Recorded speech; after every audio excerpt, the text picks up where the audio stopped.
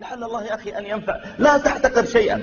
قبل كم يوم كان عندي محاضرة، نسيت والله إيش موضوعها، المهم فكنت أبحث في الإنترنت ودخلت جوجل ودخلت كلمة معينة، فحولني على منتدى يبدو أن يدخل في اليوم إلا 1 أو 2 أو يمكن في الأسبوع 1، منتدى ميت. ودخلني على موضوع، جوجل نفسه حولني على موضوع في هذا المنتدى، الموضوع مكتوب عام 2000. طيب، وأنا رقمي لما قرأته رقم 4.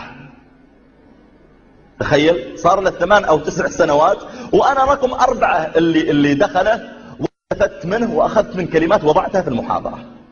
ويؤجر صاحبه بإذن الله وهو لا يعلم. أنا أجزم من صاحبه لما مضى 1 2 وما في الاثنين قرأوا قال يا أخي الموضوع فاشل، لكن الله تعالى يعلم أن إذا نيتك صالحة سيأتي من يستفيد منه. لا تحتقر شيئا.